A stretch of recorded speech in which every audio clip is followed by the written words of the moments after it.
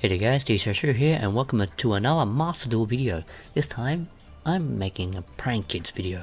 And, as you can see here, there is a lot of interesting stuff. I try to make it as basic as possible in terms of its, card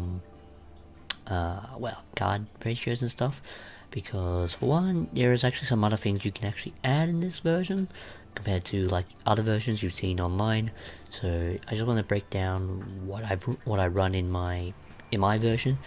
Just let you know, they're actually just since it's going to take a while to explain, I'll just cut it down to the bare minimum so that you can understand how brackets work, because it is a combo deck and it is very you do a lot during turn one, or in this case one turn, and it might take around up to 5 minutes depending on if you're doing it correctly. So we're running 3 of the fancies. So this is the wind, or yeah. So basically, if it's used for a link or fusion mid summon for a Brankins monster, they do certain effects. So I'm going to explain how this works to make it shorter. So I'm going to explain the fire, the water, and the earth, and the water one. Anyway, this one, when it's used for a summon, you can send a Brankins card from your deck to graveyard, and then special summon a Brankins monster from your hand or deck in events position. That's pretty much it, how it works. 3 maxi hand traps. You run a lot of hand traps in this, considering a lot of your cards are 1-card starters. Dropsies, when it's used for a Brankins summon, you can gain a life points, 1000 life points, then special summon the Brankins from your hand or deck in defense position. 3 Ash, pretty explanatory. Also, they can't summon themselves, just letting you know. So if you're summoning something out in defense mode, you can't summon themselves. 3 Lampsies, burn 500 attack when used for when it's used for a Brankins summon, you can burn 500 then summon another Brankins other than itself in defense position. Roxy's, it's the earth one, so what it does is, or rock one, earth rock one. So when it's used for a Brankins summon, you can banish a card from your hand and draw a card, then special summon a different Brankins monster from your deck in defense position. Sorry.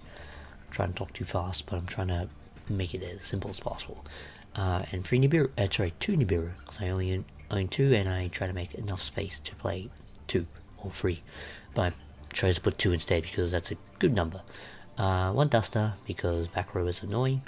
3 Polymerization, another starter. 3 Desires. You don't really use a lot of your stuff, and plus it's a lot of the stuff is 1-card starters, so it's not really going to bother you too much with Desires. 1 Lightning Storm, back row removal, or destroying monsters in general. You can run Regeki if you don't have if you don't want to run certain things, but back row does hurt this deck quite a bit. So yeah, Duster's better. 3 Brankins Place. Mandatory staple to add any your Brankins cards, and also how it allows you to go off in a way. It does certain things when you use when you link summon or fusion summon a Brankins monster.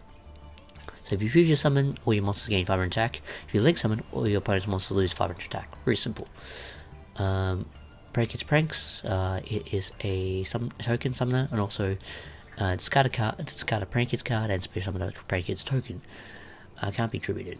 During your end phase, it's like a mini Avarice, so you shuffle back 3 Brankins cards in your graveyard, shuffle them all back, and draw a card. 2 Call by the Grave, because this deck does lose to Ash in a way, so it hurts during the early stages of play. 3 Pandemonium, your fusion card of the deck, so you can only be activated during the main phase, so fusion summon Brankins monster using your hand or field as materials, and you can't summon anything else other than Brankins, so that's the only downside, but your whole deck is Brankins in a way, so you do all your stuff before you use Pandemonium.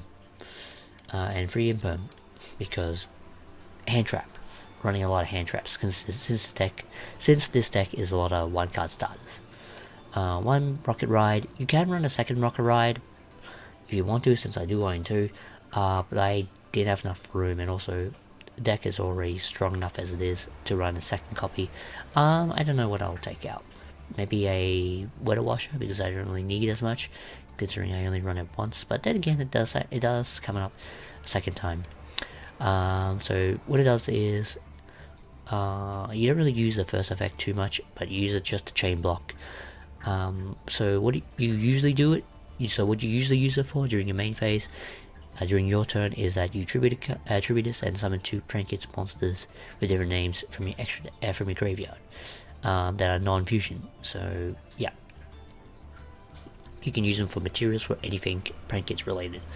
Weather Washer does the same thing as a Rocket, except when a Prankits monster attacks, you can't use card effects. Your opponent can't activate effects or cards or effects until the end of the damage step.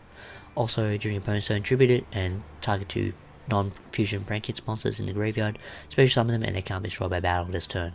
So yeah, really good. Butler, I do want to run a second Butler, but I don't have the room. Requires lamps, drops, and fancies to be fusion summoned. So it's very easy to do. You just need to manipulate your graveyard in a way to allow you to fusion summon during your opponent's turn. During your opponent's turn, during any player's turn, it's quick effect. Usually you want to do it on your opponent's turn because of Meow Meow. So what it does is you contribute it and destroy all your opponent's monsters. So it's like a Regeki. And if this card is destroyed by your opponent's card effect, you can target a non-fusion monster in your graveyard and special summon it. It doesn't specify if it has to be a Prankit, so yeah, very good. Free Meow Meow. This one allows you to use any Prankits effects without tributing them. So very good. So you can use a Regeki 2 times, literally. And also, yeah, it can only be used once per turn, so you can only use the effect to self-tribute once per turn. And it's not a activated effect, so if they call by this and you have it on the graveyard, I believe you can still activate them. You can still use this effect because it's a substitute effect rather than a activated effect. Free Doo. You can probably put this down to 2 if you want to run other stuff, but what it does is allows you to.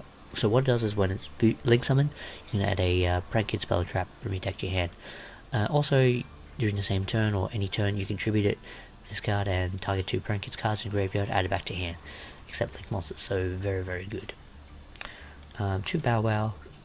You can probably cut this to 1 as well, but it's very good for budget reasons. 2 Prankits monsters to link summon. During a Prankits monster, this card points to gains 1,000 attack. Not bad, but you don't really use it for that effect. You use it for your opponent's turn effect. So during your opponent's turn, you contribute it and target 2 Prankits cards in your graveyard, add them to, except link monsters, add them to your hand. And also, your Prankits can't be destroyed by card effects this turn. Very good. 1 Nightmare Unicorn, very simple. 1 Ripborn Rooster, so it requires at least 2 Prankits monsters. It's link 4, so during your opponent's turn, you can tribute this card and destroy all your spell and traps your opponent controls. So it's like a Hubby's Verduster. Very good. And if this card was to be destroyed by your opponent's card, you can target a card in your graveyard and add it to your hand. So very good. I also want Access Code Talker because this deck can make Access Code Talker very easily. But yeah, hope you guys enjoyed this video, and hope you guys play with Prankits, I guess. Yeah, it's a very fun deck. It's very good for 1-card combo starters, and it's actually not bad for something you would get into, but the problem is you have to get used to how the deck functions. It's actually not bad. It's very good at comboing, and it can do a lot of stuff during your turn and your opponent's turn, but its main win condition is to summon out the Butler and also the Roaring Rooster, and it tries to go OTK as quickly as possible, which isn't too hard to do. But yeah, it can stall pretty much in an easy sense. But yeah, hope you guys enjoyed the video, and see you guys next time. Bye bye.